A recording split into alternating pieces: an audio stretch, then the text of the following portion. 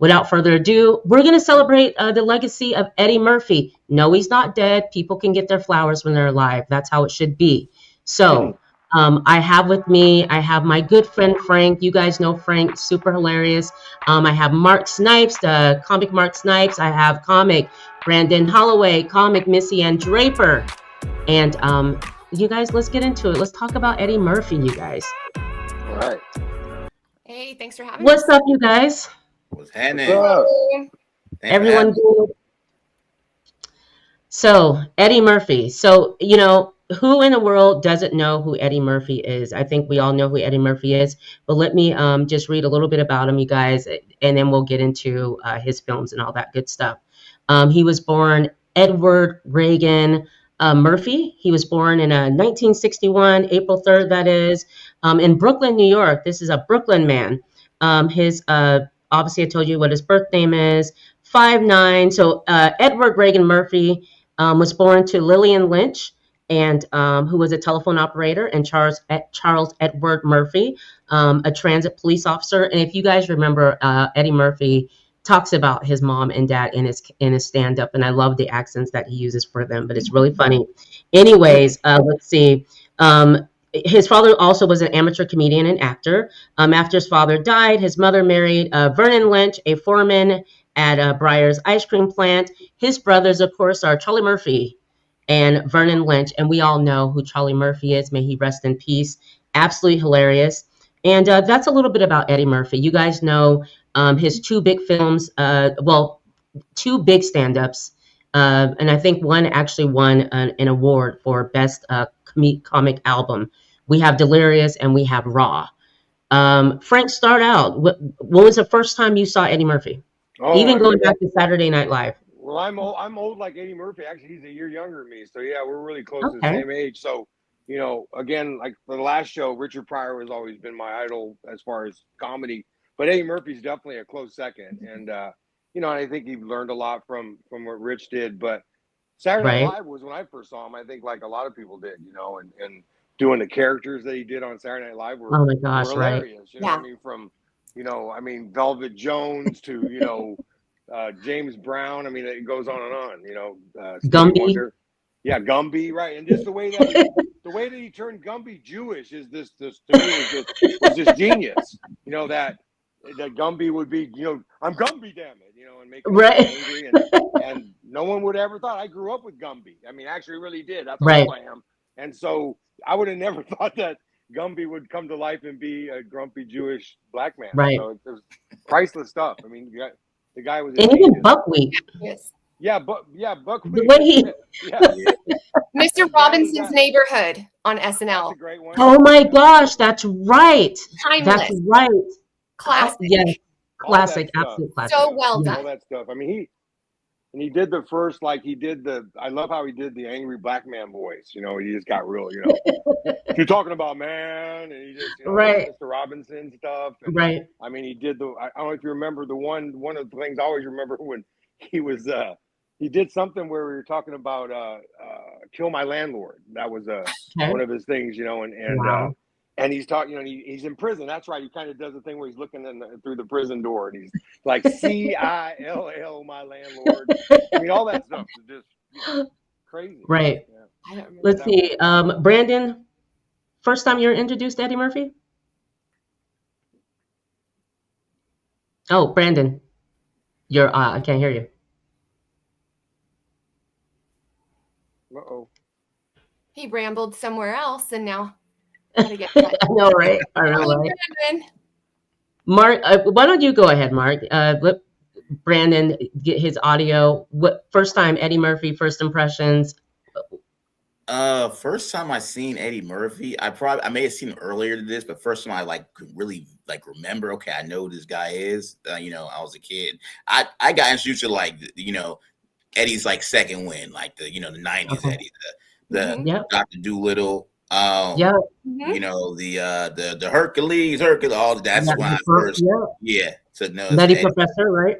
Yep, Nutty Professor. Then after that, I think I seen Life was my favorite. That movie, the favorite here, yeah. So So I got introduced to him like his second win, and then started kind of seeing like, oh, he was okay. He was a rock star, back in the 80s. He was wild. So man, one of the best to ever do it, man. I really do feel like I think Kevin Hart probably mentioned this before, but like he's the one that like he showed like comedy. You could be a rock star and stand up comedy. Like, the raw and delirious is just like the iconic, red leather and the purple. You know what I mean? Like he just he took it to another level. Richard definitely, paved the way and broke the door down for everybody. And he was able to take the, baton and run with it and, crank it up even more. So, yeah. I remember, when Eddie Murphy's Delirious came out, let's see, it was like 1983. It premiered on HBO. First time that I've ever well, I didn't even see it at the time because I was too young to watch it, but watched it later on in life. Couldn't believe I'd missed it. I mean, it was, gosh, guys, it was recent. It was like just a few years ago that I actually watched Delirious. Really? And yeah, because I mean, I missed it as a kid because we couldn't watch it. So life goes on and just never, I ended up watching the movies, never went back and watched the stand up until a few years ago. And I was telling Clint about it and he was like, what, you've never seen? We got to watch it. So we puts it on YouTube.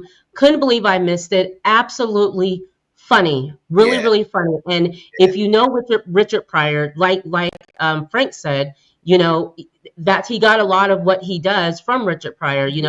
For instance, the Nutty Professor. Richard Pryor was doing a lot of those, playing all the different parts. And so to see Eddie Murphy bring Which that Way Is Up? Which Way Is Up? One of my favorite films. And Eddie Murphy bringing that to life and doing that with the Crumps, absolutely hilarious.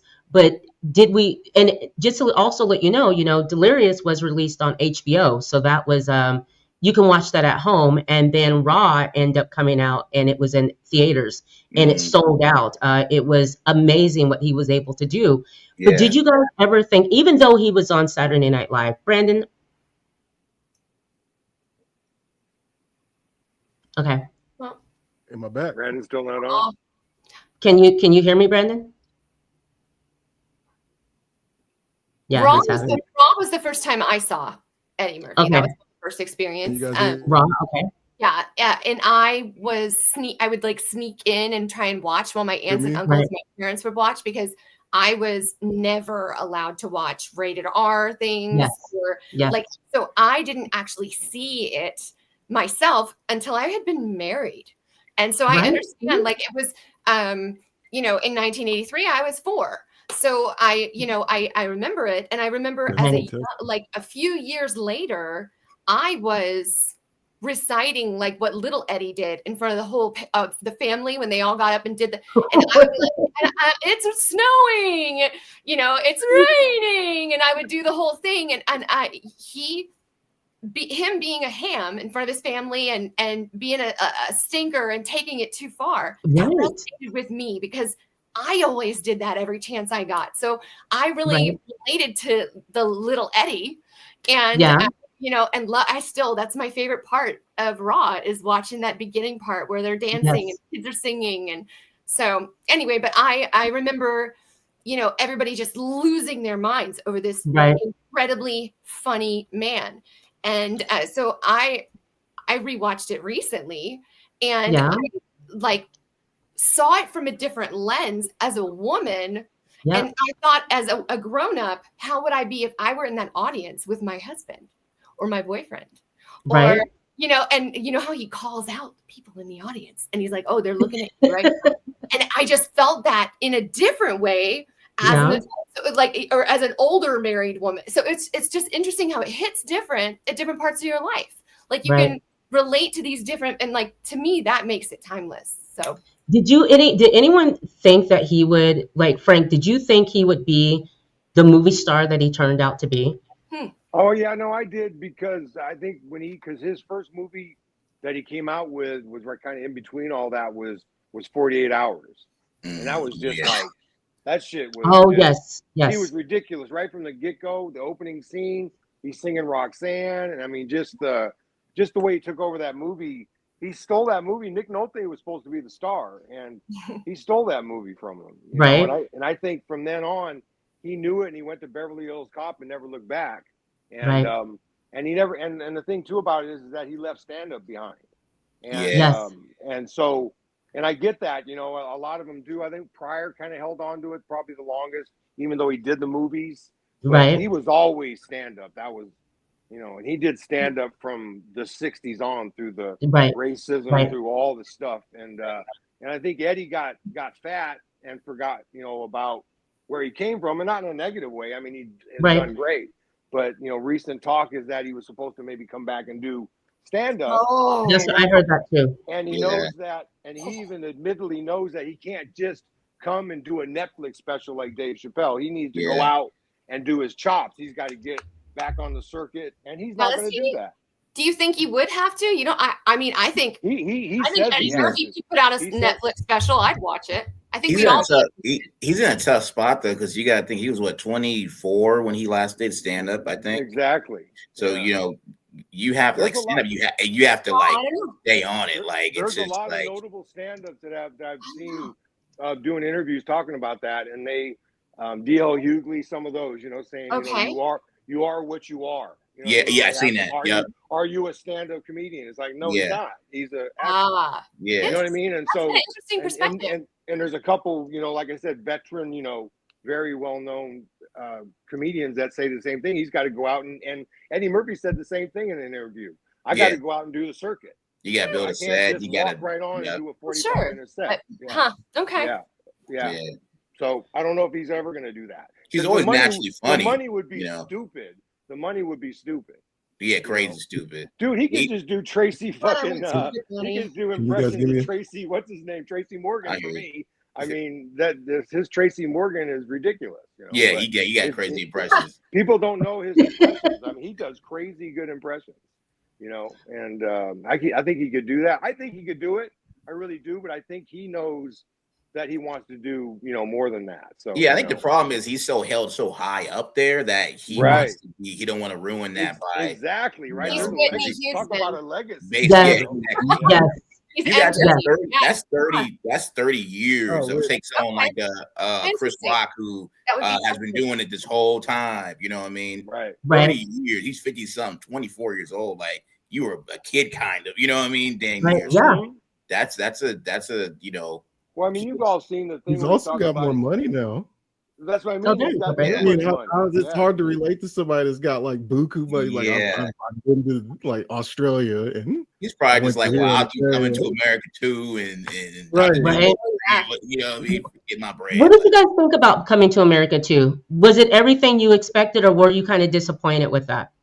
Because I do agree with you, Mark. He has such high standards. He has to really we expect a lot from him. Yeah. Mm-hmm. It's coming to America too. I didn't even see the whole thing. I seen like a little bit of it. I didn't have high expectations. I had higher than what it was, but I didn't have like super high. Part 2 years later, you know what I mean? I seen like a little bit of it. I hated the son actor. I didn't like him at all. So that just turned me off. Right. I'm just like, and then Eddie was. What's that? Did you not believe it? Yeah, this is acting. I wasn't really feeling acting. And then Eddie, to me, he seemed like, he's not, typical Eddie like he used to be. He's more like kind of reserved, kind of let everyone else kind of take from what I didn't see the whole thing. So, but I gathered from it, he let everyone else kind of take the front seat or whatever. It just I wasn't really feeling it like that. I think it felt really cartoony. What's up? It felt like it was like a parody of itself. It wasn't like, I mean, the first one it's hard to capture that magic like the first one. Yeah. Right. It seemed like they kind of took the first one and they were like, hey, look at these memories, and just kind of ramped it up a bit. Yeah. Right. Yeah. I could wait on like Black Panther to come out and like Wakanda and stuff to show up or something to be referenced. And I was like, I think they waited too long too. You know what I mean? It was like 20 years or something, right? I mean, it was a really long time. Oh yeah. At least. Is he doing a part 2 to part 4 to Beverly Hills Cop? My trip. Yeah. It's already out. It's out on Netflix. Yep.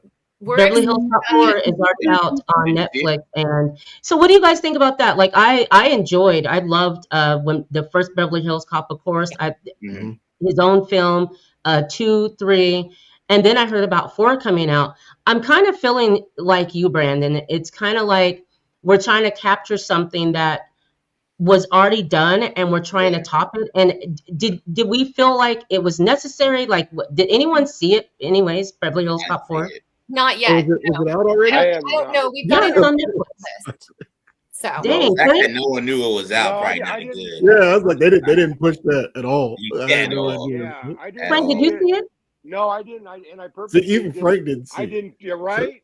I with you, the 1, 2, and 3. I was surprised at how well the 2 and 3 were originally. I mean, they did a good job with the sequels. Kind of kept it real and stuff as far as that. But I didn't want to even bother with 4 because I was already disappointed with Coming to America or 2 or whatever. I was thinking I'm just going to leave that alone because, again, I'm a lot older than you guys. So I watched that, like when Beverly Hills Cop came, I would, watch that as the top movie going on. And he was just, I mean, come on, the fucking banana in the tailpipe. I mean, give me a break. That shit's iconic, dude. I mean, I'm not falling for that, No. Yeah. My husband wore out 3 VHS tapes of that movie when he was a little boy, and he went to police academy after high school because of Eddie Murphy. Really? Movie. Okay. And like his parents would laugh and be like, "Oh, gotta get another VHS." He's worn it out. I mean, he can quote. He loves the songs. Axel Foley is a part of our family. Right. To be honest. Yeah, that's how it is here. What about Trading Places? How classic and how great was Trading Places? Seeing him in that, and wasn't that out before Beverly Hills Cop? Yes. Yeah. Okay. So right after the 48 hours, and I think he went. Okay, and then we had Trading Places. One of my favorite films. I love it. In our household, that was the favorite. The family loved that movie. That's a good movie. What do you guys think if they were? Because I've heard talks of possibly being another Trading Places or remaking it. What do you think about that, guys? I think Eddie needs to just, leave all that, stop picking up that money. I know you like that part 2, that sequel money, that part 4 money, but you got, leave that shit alone. My bad, my cousin. Leave that alone. Yeah. You ruining class. Yeah, I don't know if y'all seen Mike Tyson fight Jake Paul. Oh yes. Oh yes. Oh, yes. terrible. Sequel of Eddie Murphy 30 years later. Like I don't like seeing you not in your prime. Like leave it alone and let's do something new. Like let's do something that fits you now because the new movie he's doing. Right? The new movie. What's the new movie? Sounds like he's doing something different. But Have you guys seen the trailer for the pickup? Yeah, I'm down with them doing different. I agree with you. I think that he's either trying to get money or he's trying to be Adam Sandler and getting all his friends fucking money. You know what I mean? Yeah. Adam Sandler, he'll do Grown Up 17 just so David Spade has a fucking job. Absolutely. Rob Schneider's got to pay his baby mama. Sure. Right. Exactly. Sales too. He's probably seeing that where people will buy something that they remembered or had that brought a good feeling to them. They try to cash. Video games, cartoons. A lot of stuff is doing that where they kind of like, hey, you remember this? Yeah, go ahead and buy this. Let's see that. So I know he sees that. And speaking of cartoons, I had mentioned earlier that I believe the only film that Eddie Murphy turned down was the Roger Rabbit film because, as Frank said, he wasn't into cartoons. Did you guys know that? No, and look what he did with Shrek. My God, that's what he said in the interview. I told we were talking about earlier. So tell him share them with that quote that he said about the Roger Rabbit. He just said that I got offered Roger Rabbit and I didn't want to do it because and then he just joked and said, "Who thought cartoons would be on movies?" You know what I mean? And then he laughed and did Shrek and made zillions of dollars being a donkey of all things. Right. Yeah. And I think he stole the show in Shrek. Like that's oh for sure. Oh yeah, easy, hands down. Great. And I couldn't believe it was him. Incredible. So for him to do that with Mike Myers is epic. Right. Yeah. With the new movie, The Pickup, with Pete Davidson, I think one of you guys had mentioned that with Eddie Murphy now, he seems reserved with his acting. It's like a different person. And Mark, you said that Mm-hmm. Have you guys seen the trailer for the I pickup? did see the trailer. Yeah. Mm-hmm. What was your first impressions of the trailer? Did you think, yeah, Eddie's back? No, I didn't think Eddie was back. I said Eddie needs some money. I'm kidding. I'm kidding. Watch this. I'm kidding. I think I remember. I think I was actually happy that it wasn't like a part 2 or a sequel or something. He's doing some new stuff or whatever. Right. So I was kind of happy for that. Right. But to me, I like the preview. I don't really know how to feel about it. I don't feel like that's it for something new. You know what I mean? Just, you don't got to do a sequel or try to catch nostalgia. You did it already. You're gonna piss people off with that. Eddie's not hungry anymore. Just create something new, but really good. Get some young, hungry writers that can create something really, dope that fits you now, because you're not the same fast. Wow, Eddie Murphy. I thought the trailer was funny. I laughed. It was funny. Pete Davidson funny. But as far as the movie, I definitely want to watch the movie, but I'm not going in, with high expectations, like you said. And I was happy that it wasn't a part 2. It's like, wow, a whole new Eddie Murphy film. I was excited about that. Mm-hmm. I like Eddie Murphy as an actor, and I really want him to come back. But maybe it is, that is, like you said, does he want to come back, or is it the pressure of everyone's like, where's Eddie Murphy? Does he want to just chill and just enjoy his money? Yeah. I think he's doing it because he wants to, right? Yeah. Make more art. Make more art. Give us more characters to love. Right. What did you guys think about when he got to the point to where, remember, he said he didn't want to do movies that were too vulgar anymore. He didn't want to, so we got the movies changed. I don't know if it was in the 2000s, but the movies changed. It was more kid-like movies that he was doing. He was doing movies with kids. Oh, like Dr. Dolittle. Brandon, what is your thoughts? Yeah. Shoot, I remember Dr. Dolittle. We talked to animals. That was really successful. The Nutty Professor. That was kind of a kids movie, I guess. That kind of pleased everybody. That was kind of a little.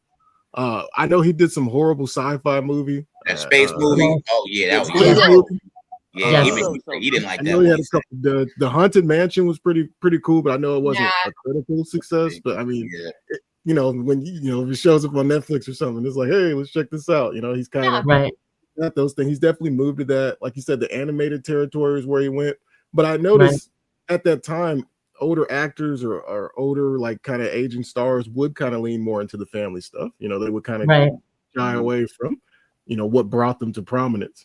But I feel like Eddie could do any which way. And I think because he has so many kids, his kids were getting older, he kind of wanted to give them something softer, something to see. I get that. For him, I can understand that. I can understand that. Lyrics are turned into Raw or something, so. I would love that. Go ahead. Oh, I was gonna say, I think it's okay to, like, tone it down. You're getting older or whatever, but still, you want that spice on that spark. Don't go too over here and go like, don't go Ice Cube with Are We There Yet? Oh my gosh! Right? Stay in the middle. You need a good. They make money now, so they don't have that pain like they used to. They don't have that hunger like they used to. It's kind of like, okay, let me go ahead and be meek so people don't come on me in the streets or anything like that. Right. I think with streaming changing how we look at movies, we don't even have to go to the movies anymore. I mean, we can literally do what he did back with Delirious when it came out, just straight to HBO. We do that now. Do you think that, I mean, I know that The Pickup is, of course, a movie that's going to be played at the theaters, and I think it's going to hit Prime like maybe 2 weeks after.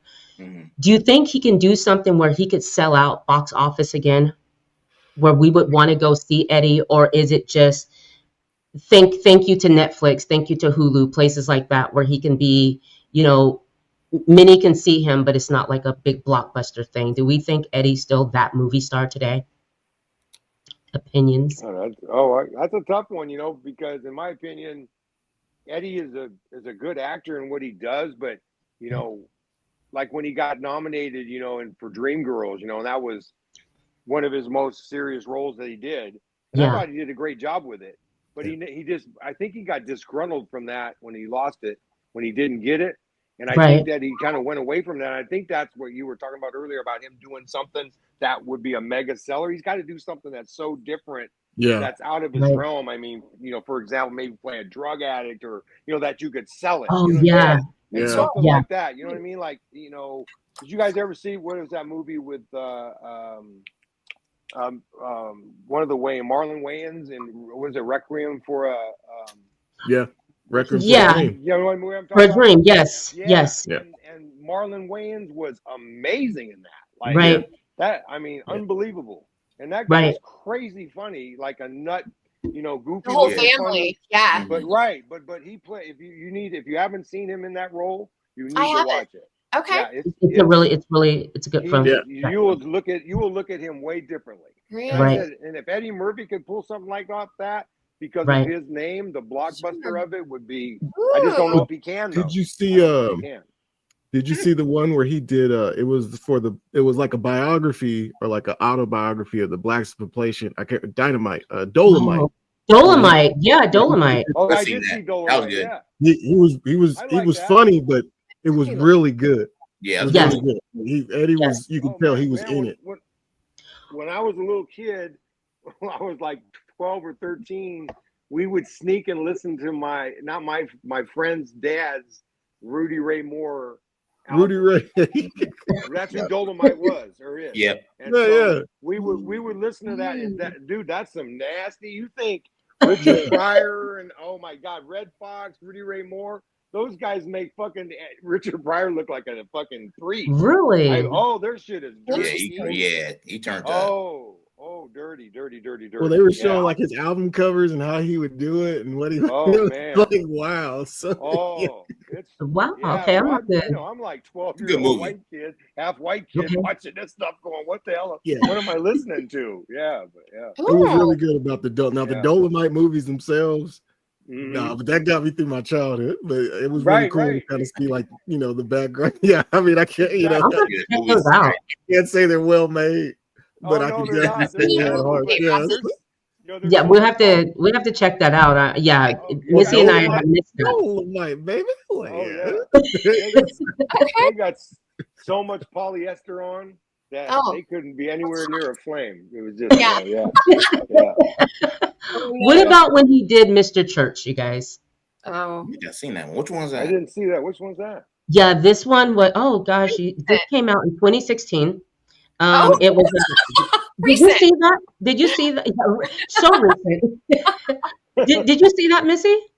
No, my father went on, and if I get we don't have the same taste in movies, so I was like, I'm not gonna watch.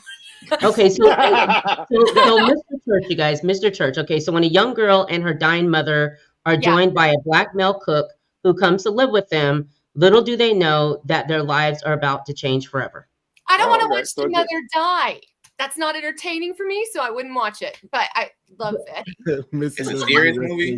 But it's like a serious, like he's a serious, it's a serious role for him in this one. I don't know. I think when it came out, I was just kind of not feeling it. I just wasn't feeling it because I'm not used to sadness. Like you get I'm looking to cry. The sadness, it was. You know what? It's one of those movies on Sunday where if you have nothing to watch, you sit and watch it. And I'm not. I didn't watch it, so I don't know if it was watch good. It after church and then.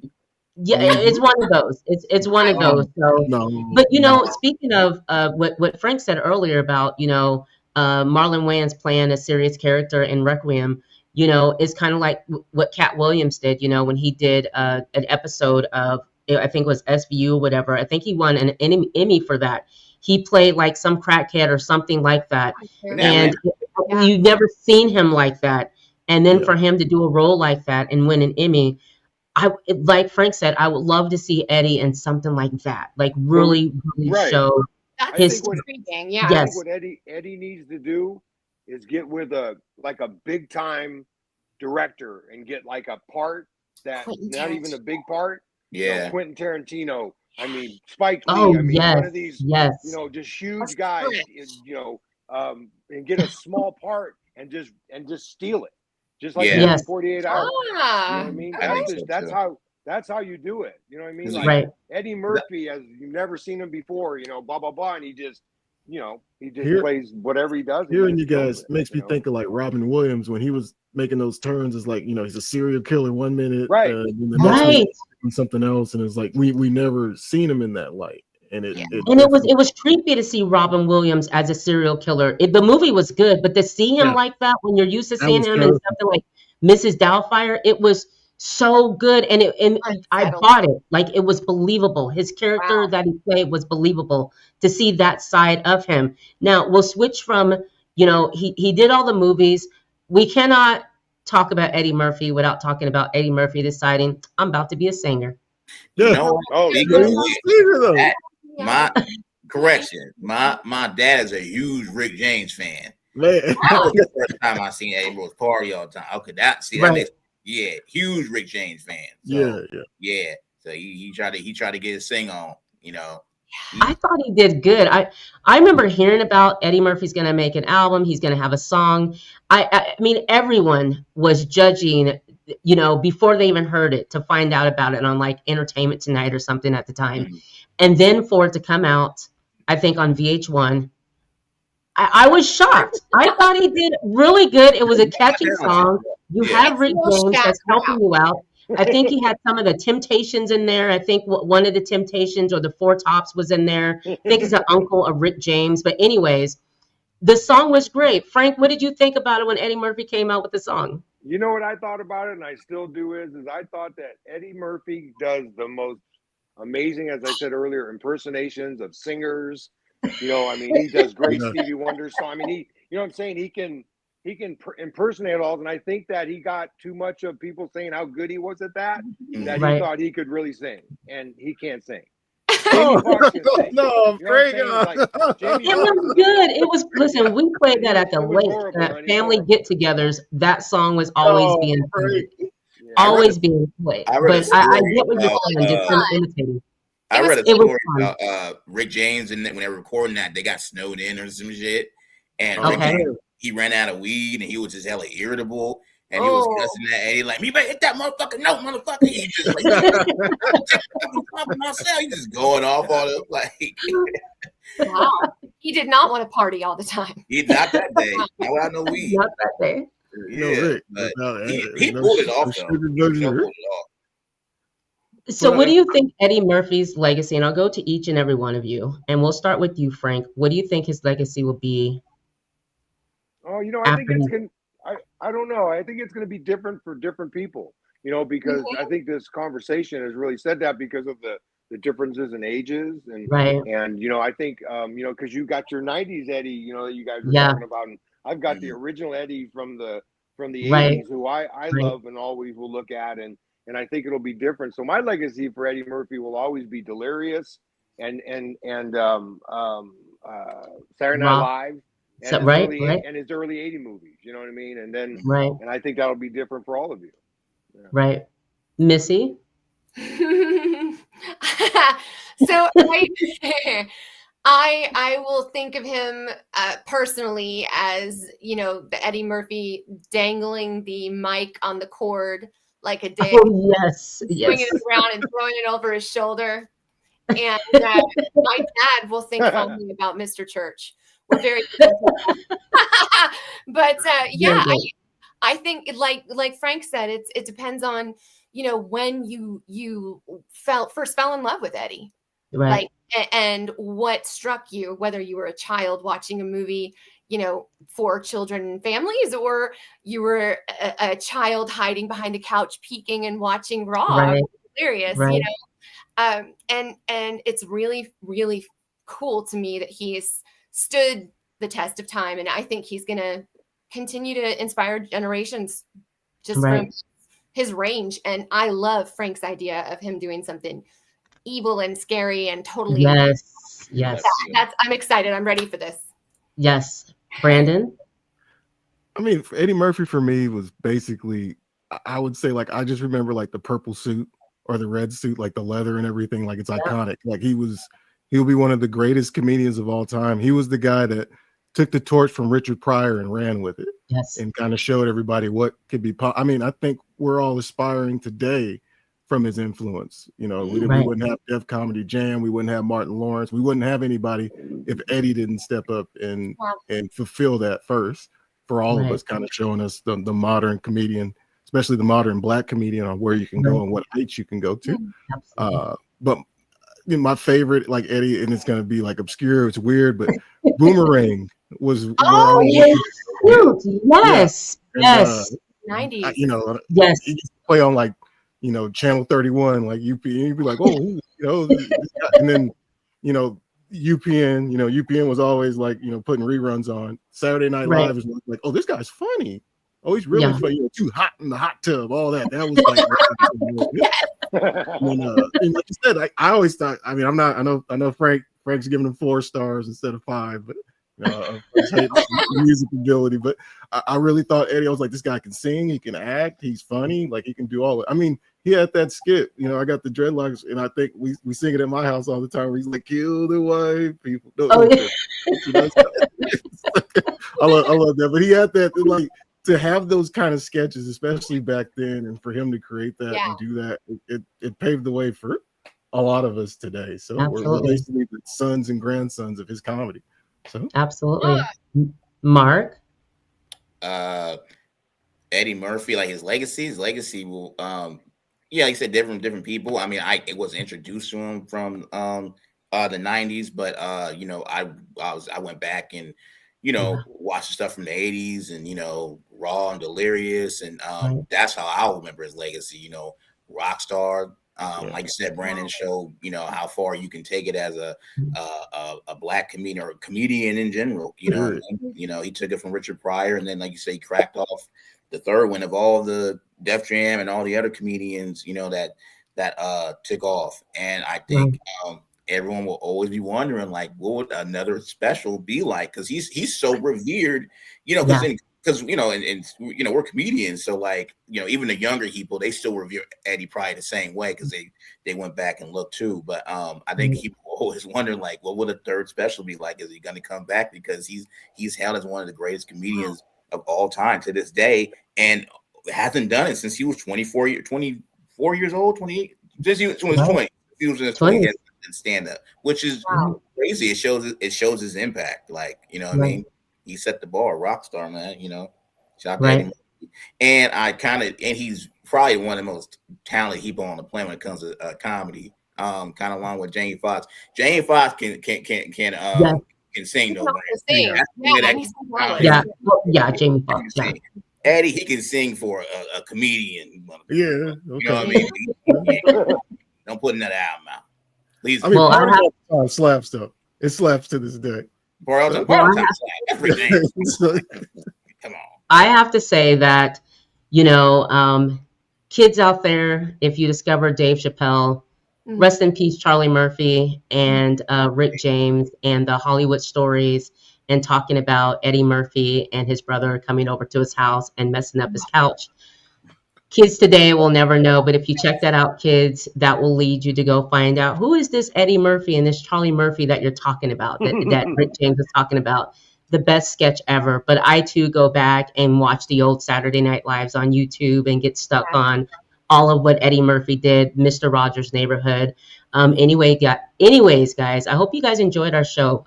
You can go back and on Rossi's Clubhouse, and you can check out, we celebrated Richard Pryor, and you can't talk about Richard Pryor without talking about Eddie Murphy. And there's so many films of Eddie Murphy. It take hours for us to speak of them, about them. So listen, guys, I appreciate you guys joining us tonight. We're celebrating Eddie Murphy. This show will drop next week. To my listeners, thank you guys so much for enjoying Rossi's Clubhouse.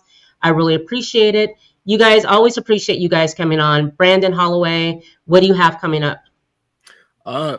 Nothing right now. I am at your open mic very soon. I just had a storytelling at Punchline, which was fun. Got to kick it in LA for a little bit. Went to the Comedy Chateau, kind of messed around with those guys. So right now I'm just kind of, you know, taking a break, going to little open mics and working on some new stuff. So hoping I can get there. Looking into some stuff with my friend. Hopefully I don't put out too much, but Scott Hopkins and I are working on some kind of like films. You know, we talked about like another 48 hours, trying to do something like that.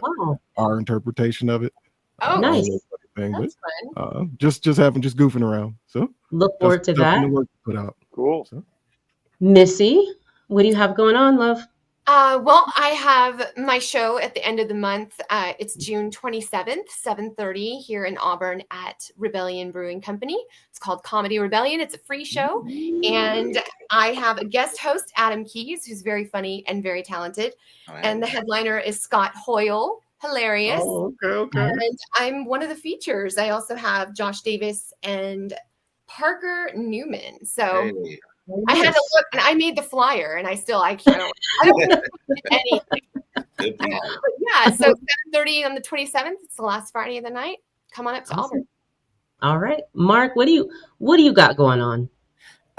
So I got a show on June 28th at the Whiskey Tango it's a Saturday, so I'll be up there rocking. Just kind of starting to do shows again. Summer's picking back up. I took a little break from that too. I'm back on the shows. Still shooting the podcast. I brought that back. R News, that's gonna drop. So drops Saturday. So yeah, we back on and popping. I'm dropping some more skits and stuff. So yeah, a lot of content. So yeah, follow me at Mark_Snipes on Instagram. Tap in. Nice. Will do. Yeah. Nice. I follow. And Frank, where can these people follow you to watch you catch big fish, do all this stuff that you do in nature? Where can they follow you at, Frank? I mean, I have an Instagram, but I don't really do a whole lot on it. But I mean, I might start doing more with that. But you can always come to Ilfrenial and see me on Monday and Thursdays, and I'll tell you in person. So. Oh my gosh, yes.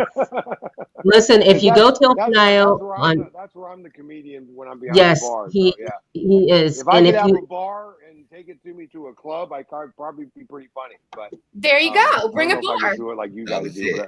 He's absolutely hilarious, and let me tell you, if you go to Ilfrenial on Thursdays and Mondays, Frank's behind the bar, and listen, he's not your average bartender. Make sure you come in with armor on, okay? He makes the best drink. Don't F around. Do not F around, okay? And please don't sit at the bar and just drink water, because he is not afraid to tell you to get up, because that seat is, you got to pay for that seat, okay? So, exactly. Yeah. Like John Rippon. For you. Joe Pesci of bartenders, yeah. So funny, so funny. Thanks, Rob. Anyways, guys, really fun. Go ahead, please. No, I was saying, everyone get really it? fun. All right. Thank you guys so much for joining me. I really appreciate you guys. You guys know I'll send you everything. When I get it, I'll send it to you guys. Clubhouse, we have Sonae. She's a Sacramento artist. She's a rapper. She's a beast. She will be here on Monday. And then we have a young Caleb Roberts. He's an actor here in Sacramento. He's a stage actor. This kid's been in everything. He's going to be joining me next Wednesday. And until then, we will see you guys next time. You guys don't go anywhere. And if you guys, your favorite movies of Eddie Murphy, the first time you saw Eddie Murphy, drop a comment. Please drop a like. Please subscribe. Help the channel grow. We appreciate you. And to the listeners, thank you guys so much. I really appreciate you guys as well. We are going to be out just a second because, actually, let me do something because I keep forgetting. Also, I want to, Chiller Tribe Mosey. Thank you so much, Chiller Tribe Mosey. He created Rossie's end, her outro.